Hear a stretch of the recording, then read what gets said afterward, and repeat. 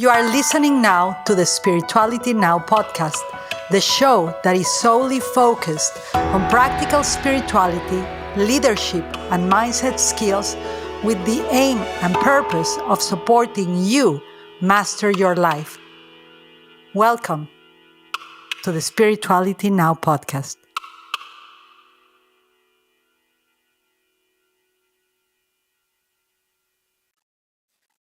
Welcome to the Spirituality Now podcast. I am your host, Yvonne de la Flor, and I'm very excited and honored because today I have one of my teachers.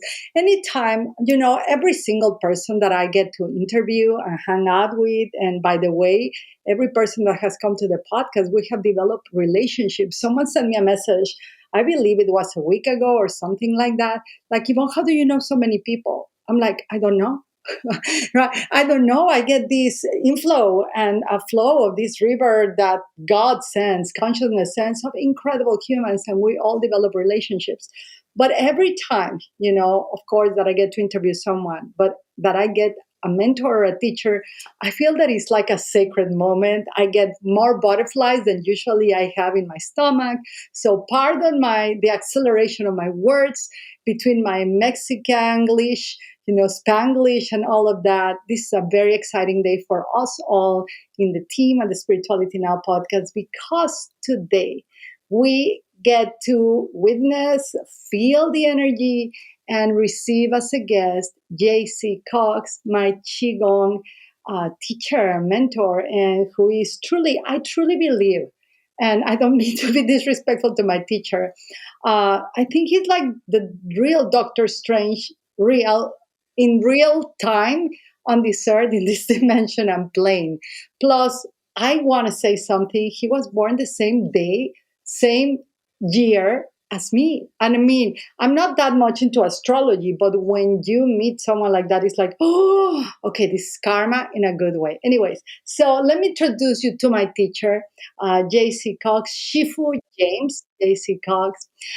He's a Lohan warrior priest, Fa Shu Shakya, hopefully I'm pronouncing it well, founder of Golden Dragon Arts, founder of Naturally Organic Center.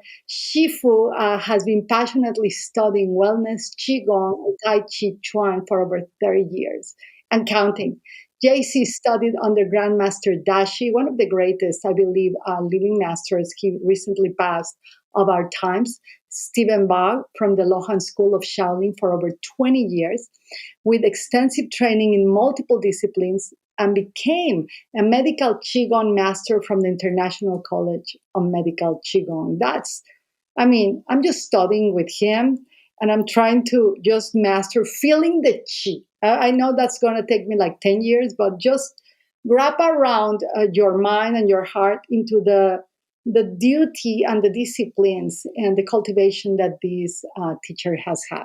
Sifu JC is also a Master Herbalist and Nutritionist with 30 years and counting of personal consultation experience. He received training directly with Dr. Ceyu Cao in Chinese medicine, and from a Master Herbalist in Western Eclectic Herbalism for 6 years. With knowledge of over 500 different herbs, oh my God, JC was also taught about both internal and external formulas from ancient tonic herbalism through Grand Master Baugh. And besides that, he has other businesses. He's an entrepreneur, an incredible father. I mean, I have an intuitive eye to witness good parenting. And he's really a remarkable father of a remarkable young little master, a little guru. And JC, teacher, welcome to the show. Welcome. Wow, that was one of the best intros ever. The best thing you said was a great father. So thank you for that.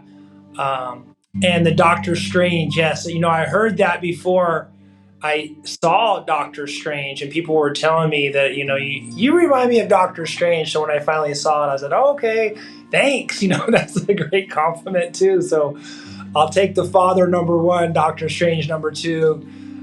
Been blessed to train with some great teachers and also great students. Because I came to this conclusion one time that lineage we were talking about lineage one day, and then I realized lineage is not just your teacher. All your students that train under you, they ask you certain questions, and so your students are actually like a part of your knowledge and your lineage too, all your students. And something my teacher would say is if someone came through the door one time, they were a Lohan for life, and maybe that's what he meant. Wow. I love that, and I recently heard another teacher. His name is Meido Moore. He's a Rinzai Sen pure. Like you are pure in the Qigong and the Tai Chi and the Qi energy field. He's a really pure teacher on the Rinzai Sen. I'm about to hopefully meet him really soon in Wisconsin. But he said the same. He said, we are the lineage. We are in our body right now, the lineage. And so it matches. And because I've been, when I met you, I was like, I'm really connecting to lineage now. So thank you for describing that. So, to begin with, teacher, Sifu JC, let's begin on I know that everybody will ask you, how was your childhood? I usually do that. How was your upbringing? All of that. But for me, I am more curious and interested in finding when was the first time in your life that you felt the chi? Oh, good question. Let me start by adding one thing to the lineage. One of our school brothers, my teacher's good brother, he recently did a post about lineage, tradition, and legacy. Because there's been a lot of stuff about lineage, lately in some of the forums that I follow, anyways. And so lineage is like, the exercises and stuff that you learn. And tradition is all the little things like the bows and, not eating before your teacher eats and things like that. And then legacy is what you do with that. And so it's just really important when you're thinking about lineage, it's more important to think about the legacy. So you can have the lineage, you can have the traditions, but what you do with it is, so each student should try to leave behind their own legacy, right? Beyond the lineage and the traditions. Wow. I, I don't know if continue the interview or just take notes. Like whenever I'm with you, I'm like between notes and practice, right? This is so strong. This is so powerful because, this is the way I believe we honor. Like I know we haven't seen each other for a while because of travels and things and time. But my duty as a student of yours and as a student of my other shifu, my other teachers, mentors, etc., is to practice and to implement and to share it with others and to hopefully polish the gross, which is an aspiration of mine. I have a goal to take each of my thoughts and find one day that I'm like, oh, all my thoughts are clear. They're not. They're not right now, right? But I feel it like a duty, and this is the first time I hear this about legacy. Like this is so powerful because I really believe that this is where we as students will become very responsible on carrying the lineage, the tradition, and the teachings of our teachers. So thank you for that. So when was the first time? Well, I think that's very general then. I'm going to polish a little bit my question. Instead that when is the first time you felt chi? As a child, when you were growing up, I know that you have told me that your father was very in the outdoors. It looks like because the legacy you're bringing to your child. I mean, I really pay tribute to you and deep respect for the upbringing you're doing with your son. But how was it as a soon future, probably past lifetimes, Qigong medical master teacher Shifu? How was your childhood? How did you see life back then? Okay, yeah. So I have a great story with that actually. So when I was younger, like real young, maybe around 14, 15, I had a best friend and he had his cousin one time. And, I liked her and she was there and I was standing behind her and I felt like I was sending energy out of my fingers into her spine. And she was like, ooh, I could feel that. And so, I mean, you have to think this was 20 years or longer, my age before even the thought of Reiki or any of these arts, were in anyone's mind. Reiki wasn't even around back then. And so what I said is I could shoot fire out of my fingertips. And it actually got around school where people made fun of me and said, I used to go by Jamie. They said, Jamie said that he could shoot fire out of his fingertips. But my friend Jack, he saw it because when I was going along her spine, she was going, ooh, she could like feel it. So after everyone said I was crazy, of course, I suppressed that. And it wasn't until when I first started working in this health food store, there was a guy there that his name was Vince, and he practiced Tai Chi. So when I would see him in the aisles, and he would be doing, some like Tai Chi moves before I even knew what Tai Chi was or anything. And then he had ordered some books in the store, and the books were like on about Tai Chi and Qigong. And then I started reading one of these books one day, and I came across a passage about something about emitting energy out of the hands. And I remember, I said, man, when I was a kid, I used to say I could shoot fire out of my hands, and it kind of jogged that whole memory and suppression of that ability, I guess. And then so I kind of read this book nonchalantly, and I was learning a little bit about energy stuff, and which was a book by Dr. Yang Jing Ming. And then his second book was on Iron Body Qigong. So I started reading this Iron Body Qigong training. And this whole time, it's been about a year, my teacher was actually the head of hospice, and the store was like down on Charleston and Valley View, down by the hospitals. And so he was coming in and out of the store, and I never knew who he was. But one day, me and him were standing next to each other, and we started talking, and I said something about, have you ever heard of this Qigong? And started talking, and I said, have you heard of this Iron Body Qigong training? And he was like looking at me, and then he said, well, actually, I'm the Grand Master, and I'm starting an Iron Body practice, and I'm ready to start this Wednesday. And so literally I went that Wednesday, and I stayed with him for over 20 years. And that's like my story of energy. Wow. Well, that's a story. That's more like do you know? I'm since this is spirituality now podcast, we can go as deep as above as below, as we were saying before, or as mystical and magical as we can. But do you feel?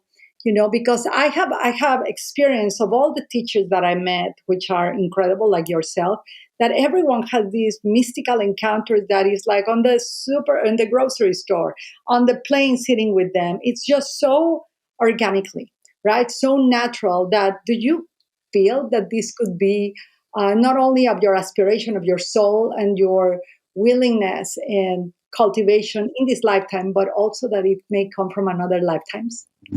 Oh, for sure. I'd say after when I got older and I started working in the health food stores, because who shops at health food stores? Wise people and crones and teachers and people that know about health and know about wholesomeness. And so working in a health food store, my entire life has been very good, because just like we were talking about students, customers, coming in and learning from people all the time.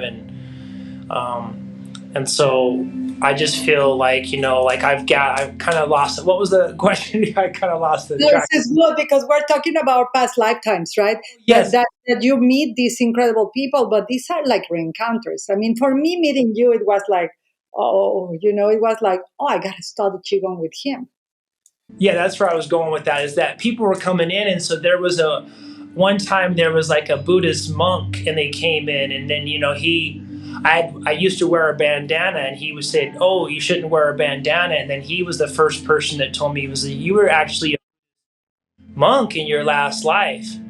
And, and then I had already kind of started training with Dashi. And then I had another person that had done my palm reading, and they said that I was a Buddhist monk in a previous life. But I've come to understand that it was more than likely I was a Taoist monk, and I wasn't necessarily a Buddhist monk, because I connect more with the Taoist traditions than I do with the Buddhist traditions. Yeah, meeting you has been an introduction for me or a remembrance of the Taoist, of the Taoist world, which we'll talk about the difference between the Taoist and the Buddhist. I've been really immersed in Buddhism for many, many years now. The can I count? I even forgot.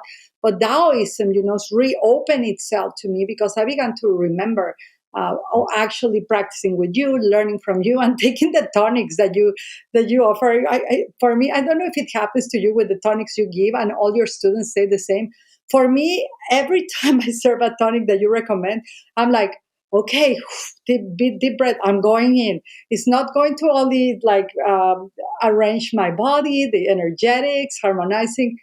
I experience things. It's like, whoa, I have this memory of this dragon, or I have this memory of this energy flow that I have to move my hand. It's quite interesting. That's why I'm going again to China and now to the Taoist, aspect. But all right, so that began to happen. You met your master, and are there any other instances in your life where you were called by this energy that called you to be a master of, that called you to be, and I say master with deep reverence, and also a master which has a lot of responsibility for his students to become that too, right? But any other instances, any other particular events in your life where you were like, wow, I really have to just focus on this, help people through this. There's calls, there's moments that calls us to don't detour from this, just do this one thing. Yeah. I would say, just having Dashi was a great mentor because he always challenged me. And when I did first started at that health food store where I met my teacher, I ended up working there for 10 years and I never called in or missed one day in my 10-year tenure there. And the same time, 9 of those years was with my teacher. In the first 5 or 7 years, I never missed a private lesson with him. And so you know, but I have had other times in my life. I feel like I've been blessed. I've had like 3 or 4 good jobs, and each time was after a prayer that I said, God, put me in the place where I can do the most good at. And I found myself, my one of the first jobs. It doesn't sound like it at first, but I was a gas station attendant. But I was in a really good part of town, and I felt like, and I got a good rep of like with all the old ladies checking their oil and washing their windows, and I was of a service. So I realized, and if you look, a lot of times, who the masters are, what they're janitors, and and I felt like as I was cleaning up the cigarette butts, and this was like a way for me to, reform from my previous life, and try to work on my character. And then, from the gas station attendant, I started shopping at health food stores because I made good money actually. And then pretty soon I wanted to work at a health food store. And then when I started at the one health food store, that the owner of that store also was a great mentor, where he said something to me that like sparked like a knowledge thirst. He said, well, you could learn something in a book, one thing that can change someone's life when it comes to health. And so I remember then I was just hungry for knowledge, and I wanted to like learn. So if people asked me something, I could help them and just, help the world that way. Before Qigong or Tai Chi ever entered my life, it was just through like nutrition and wellness and health. Well, do you think that all of that was obviously like it's like stacks, right? Like stacking preparation for this moment. But I love, and I have an you're Sagittarius like myself, so we spot the little details that are the most juicy, right? You said you were really focusing, and I love this because I felt the power of cultivation and your commitment for that. That it's rare to be able to talk with someone about these things, because if you talk about cultivate yourself and polish yourself and reform yourself, it's like, what did she smoke? What is it? Like I talk about past lifetimes or merits or something, and it's like you're it's out of this world. So I have a great opportunity and blessing to be able to have you here in the show for us. But I thought it was really powerful what you just said. I was in the process of reforming myself.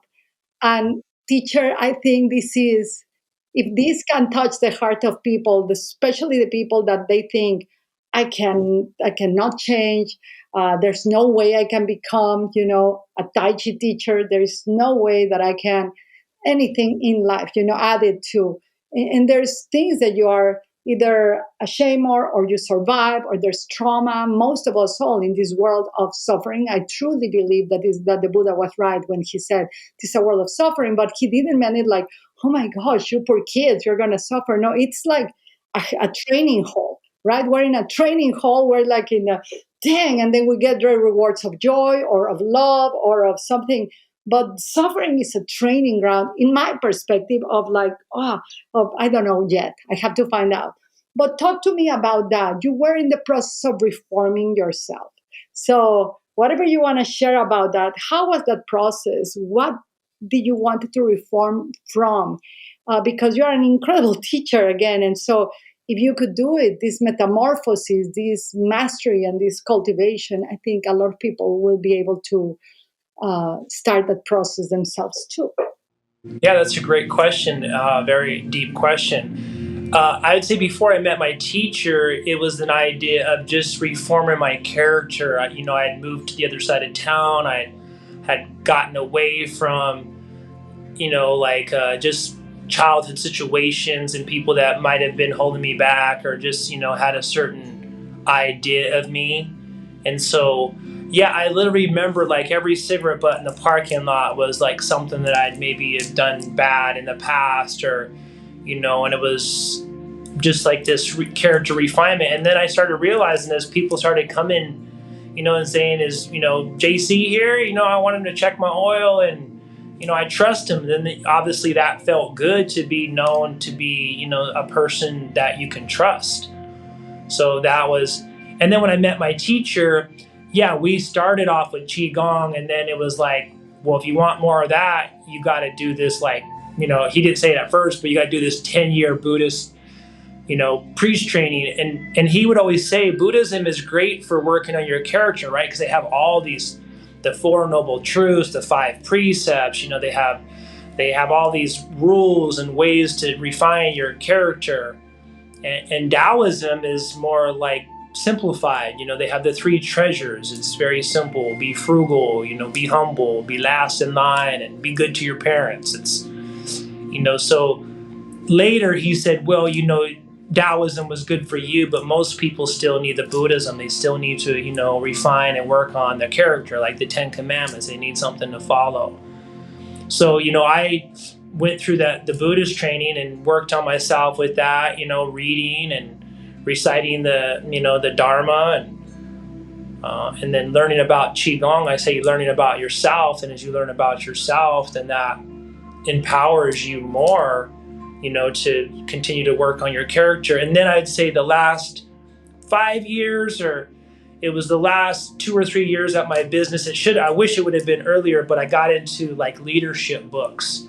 And I would truly recommend teachers that teach should get into leadership, because then as you create students and they don't do what you want, then you take the responsibility, right?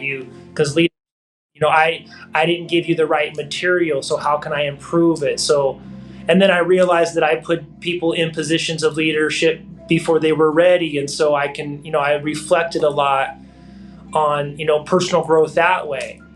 And now I believe that somewhere along the line, people have to do financial growth, because there's a lot of spiritual people and they want to do great things, but if you don't have the finances, you can't really you can't really make the changes that you want into the world. So leadership, financial, generational wealth, this is how I've continued to grow my character still. Wow.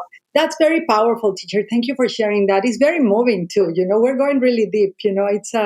I'm finding myself to like, okay, Yvonne, stay. It will be easy just to enter into meditation. It always happens with you. It's like, oh, okay, do we have to answer these questions? Yes. Well, you're already bringing out some really deep questions that I haven't, talked about or expounded on before. So thank you. Well, I'm so honored. I'm honored. But I love the character refinement. That for me is exciting. I love how you walk us through all the steps, and how important it is at the younger ages, right? That we're hungry for more. I was really hungry for more, obviously, entering into leadership mindset and all of that.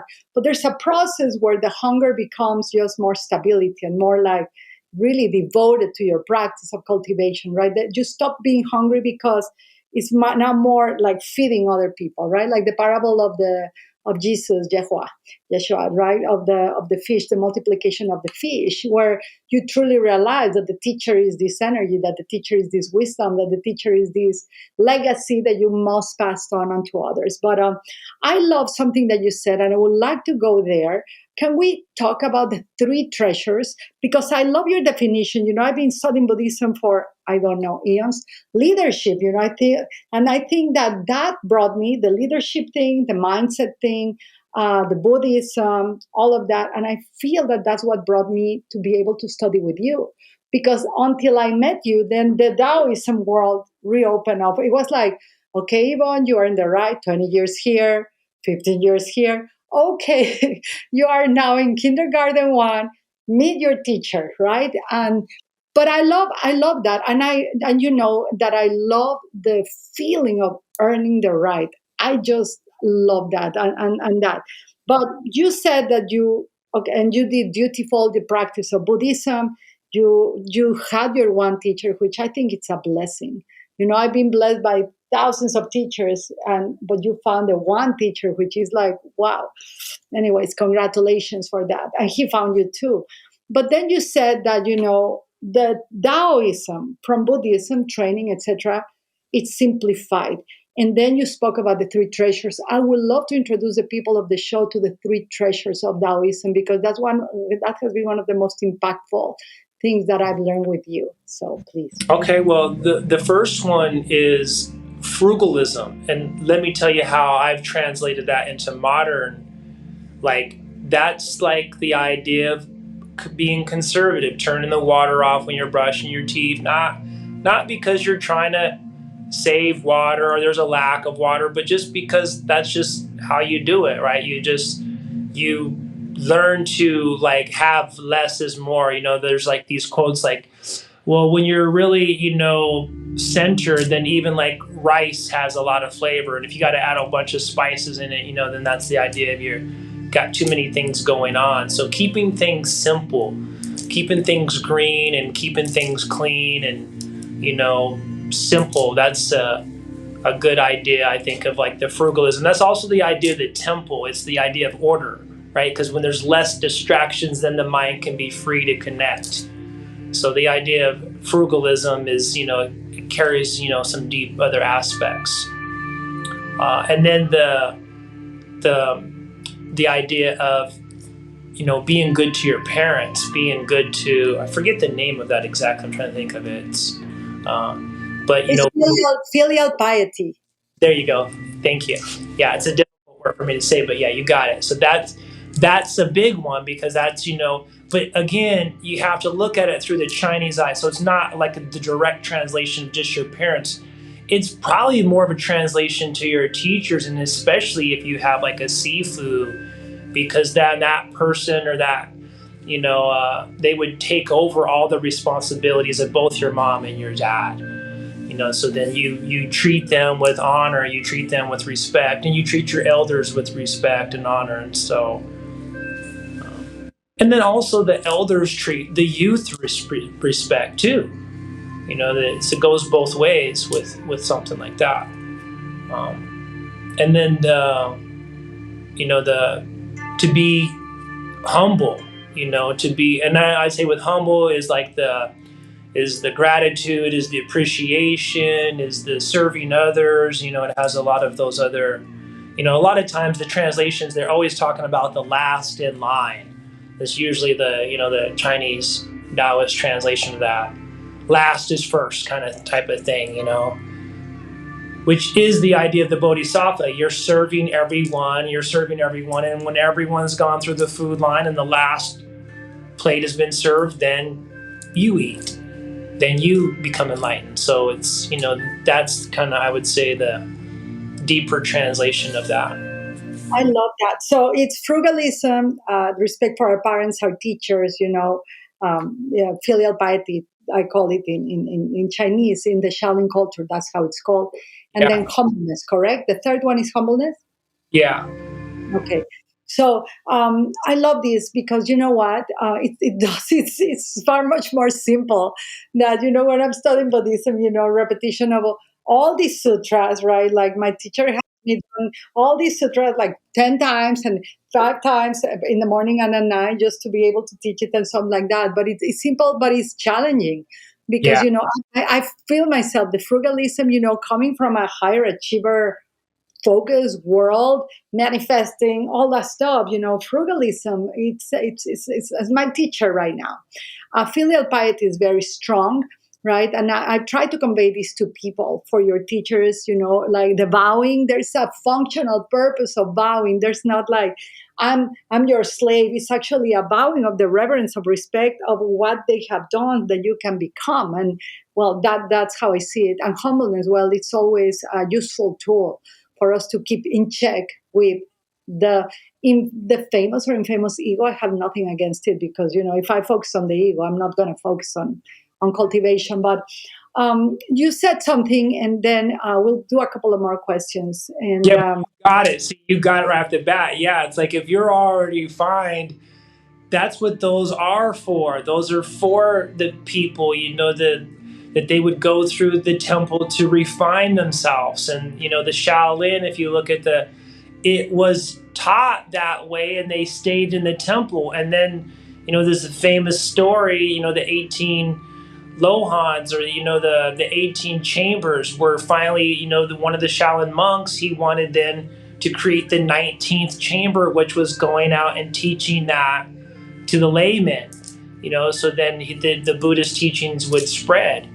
So yeah, I think that's great. The Buddhist helps you with your character. Now the Tao, to me though, let me add this. So in Taoism, you're trying to do is you're just trying to follow the way, right? Because Taoism is really about getting back in the rhythm of nature.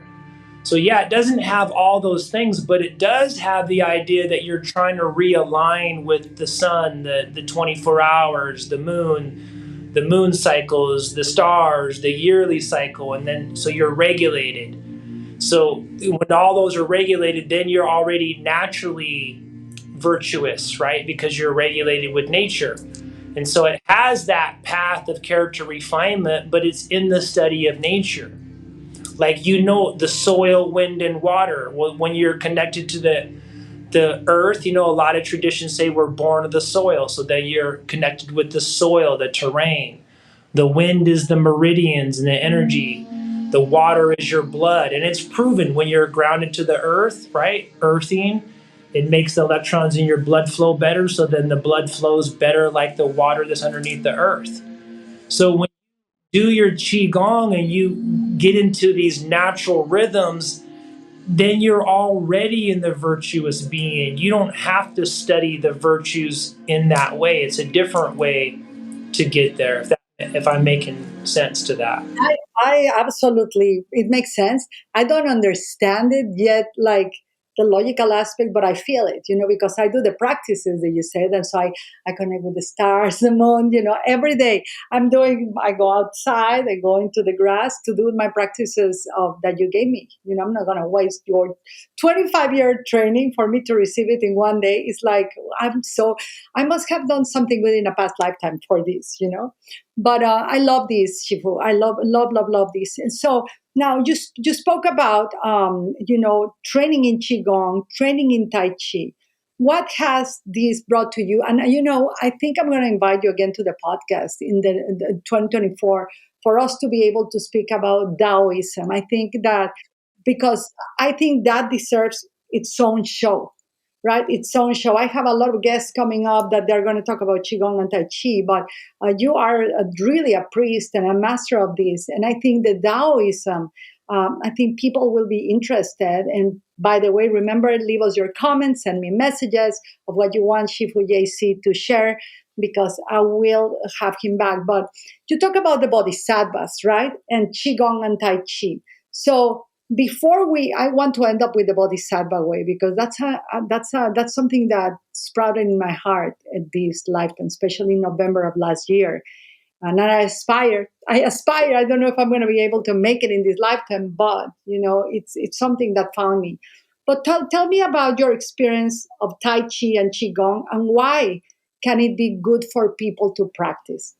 Sure. Well, Qigong is my ultimate passion.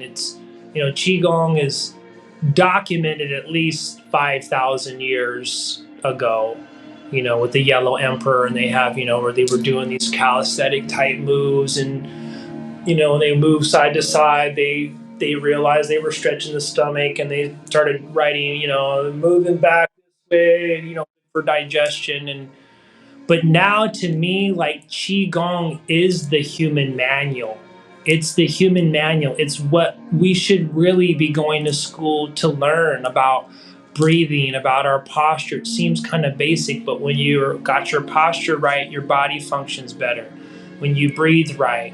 And then understanding, like these natural rhythms of the directions and the times of day, and these natural, instances for us to practice and for us to do certain things. Um, and so I feel like, Qigong is it's the human manual. And, I don't want people to take it the wrong way, but like, the idea is, a lot of people think energy work is like, you just, energy, you know, and I used to too. And so when I went to the medical college, and then I realized that, this is like a doctor going to school, but this is all about the body. It's not about pharmaceuticals. It's not about learning how to read, different machines. It's learning how to read the human machine with your own fingers or with your own eyes. And look at doctors today. They have to use machines to get these tests and everything. And the original doctors were like, they're able to read your pulse. And I worked with a guy like that, Dr. Ceyu Cao. He was a professor. And he diagnosed people so accurately, and he knew the formula so accurately, he could really help people naturally. And so I just feel like, hopefully my next project is to simplify Qigong. We're doing a project, it's just going to be the art and science of breath, or breath, the art and science. And then once people get in the door, taking a few breaths, then we can say, well, this comes from Qigong. And so I have ways that I'm working on in the future to introduce it to more people, because I feel like it's been a changer for me. Even the last thing I'll say about it is even the idea of, like, manifestation and creating the life you want. Well, in Qigong, they even documented the idea of the imagination and visualization and affirmations. So, like, all the things that have come, like, recently in science about breath has been around. All the recent science about manifestation and visualizations, has been around a long time, and it's all been within Qigong. So hopefully, this sparks people's interest. They can start some of my courses. The Qigong Wellness is what I'd really recommend for people to start, because in that is practices, is lectures, and also like a bonus of how to make the tonic teas that you mentioned earlier that you. So we could do. Just pick Qigong, and we could do a whole podcast on that too. Qigong, martial Qigong, spiritual, Medical, all yeah, of that. So thank you.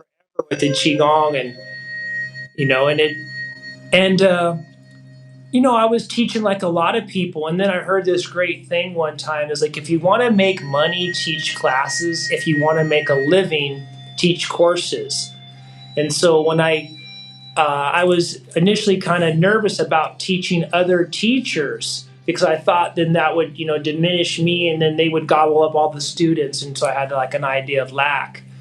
But, once I started teaching other teachers, then it actually spread. And then as they taught students, those students would want to come back. And so now what I'm really interested in is teaching teachers that want to go out to teach. That's more rewarding than teaching someone that just wants to learn. Like you're putting in already what you learned already, and you have your following, you're doing a wonderful job. And just this alone, is so great for you to give me this opportunity to talk about Qigong on your podcast. So thank My you. gosh, it's an honor for us, to have you here is just an honor because we get to keep the podcast. We get to listen to it over and over again, and we keep learning and feeling the chi from this and your wisdom. So, thank you so much for this. And now, just to close the podcast, we'll bring you back. I think we need to do a couple of more episodes. I do want to do one of Taoism purely because you are a Taoist priest. And I mean, we could touch the surface of it today a little bit, but I think this deserves its whole episode.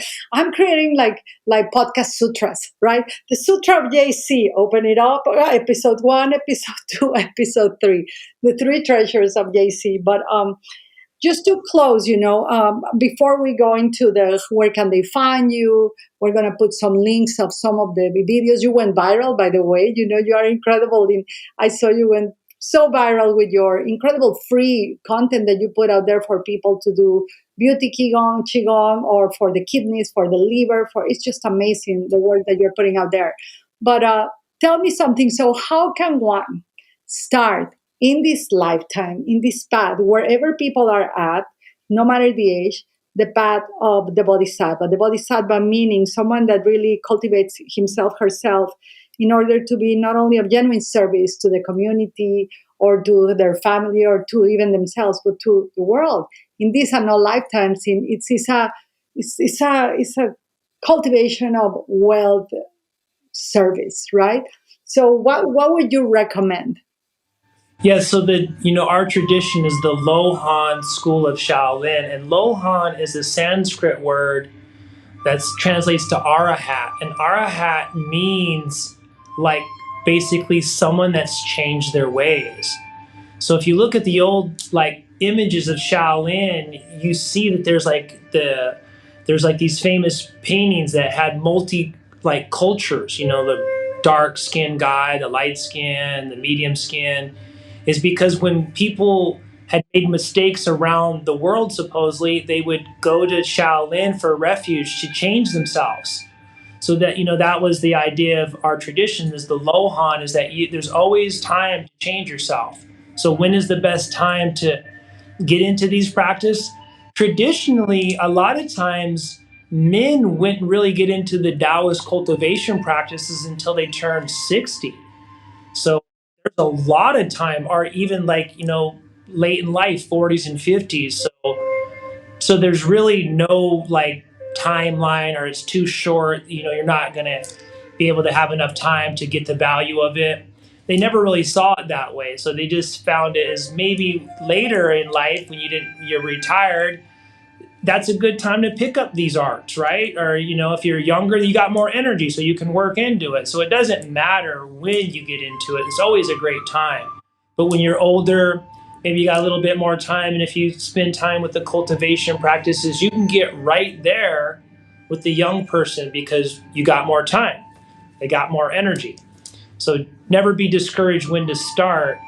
Um, and then if you want to start with me, or if you want to just take a look, then, I have 2 websites. One is my main store, naturallyorganicCenter.com. And that's where you'll find all my courses to purchase. But if you want to just look into Qigong or Tai Chi, then there's only one website, but you can go to Become Qigong or BecomeTaiChi.com, and they'll both take you to my personal website, which then you can learn a little bit more about Qigong and a little bit more about Tai Chi. Then if you're interested, you can click over and go to the courses and purchase them that way. Wow. And you have a lot of free content. They can follow you on social media, Facebook, Instagram.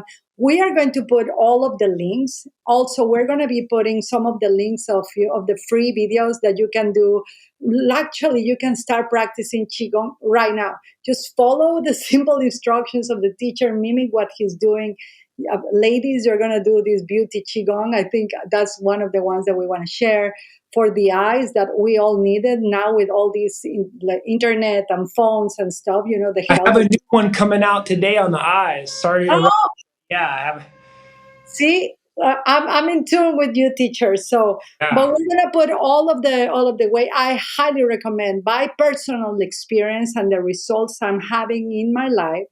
That if you have the opportunity to attend one of his courses, live trainings, teachings, even if it's online, because online, that's how I began to practice all his videos that he was doing until I gathered the courage to, okay.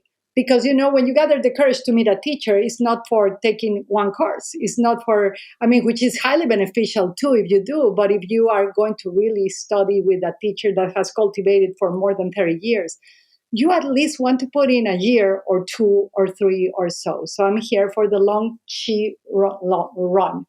Anyway, so teacher, just to close the show, we have a little ritual. If you have a little blessing for the audience, if you have a little something you want to leave us with before we say our farewells. Let's see. Well, I'll share, to me, a powerful blessing that I've learned is just the blessing of love, light, and energy. And love is the emotion that you feel. So in Taoism, the idea of they kind of laugh at the idea of chasing spirituality, right? You're not trying to get to be spiritual. You kind of become spiritual when you love the world and you love people. And so this love, and they also would say that everything has a little bit of life in it, even a rock. And so you can learn to love everything about life is precious. So love, this emotion. Light is the ability to look at something and send it somewhere, right? You see light around someone, or you see light around a plant, or your pet, or someone that's in need.